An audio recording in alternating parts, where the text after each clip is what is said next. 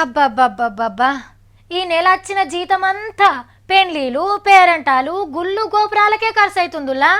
సోమవారం పూజలు, సుట్టపూల పెండ్లీలు, సత్యనారాయణ వ్రతాలు, కొత్తిండ్ల కోవుడు. అబ్బా, శుభకార్యాలన్నీ కార్తీక మాసంలోనే ఉన్నాయి. ఇక చూడండి, కట్నాలు పెట్టలేక జీతమంతా అయిపోతున్నది. అయ్యో సావిత్రి, నువ్వు గంత పీసు కొట్టిదానివా అని అనుకోకుండ్రి. అన్ని శుభకార్యాలు గిదే నెలలు వస్తాయని చెప్తున్నా. ఈ శుభకార్యాలే కాకుండా దేవుళ్ళ కార్యాలు కూడా మస్తుగా నడుస్తున్నాయి. అబ్బా, గోదావరికి ఎంత గొప్పగా ఆర్తిస్తుండ్రు. పుష్కరాలప్పుడు కాకుండా ఎన్నడని ఇట్లా చూసినామా? కానీ చూడుండ్రి, తెలంగాణ రాష్ట్రంలో గోదారమ్మని ఎట్లా కొలుస్తున్నామో కాశీలు ఇచ్చినట్టే ఇస్తుండ్రు కదా. మీరు కూడా కళ్ళకు అద్దుకోండ్రి. ఇక కార్తీక మాసం పూజలు ఏమన్నా తక్కువ జరుగుతున్నాయా?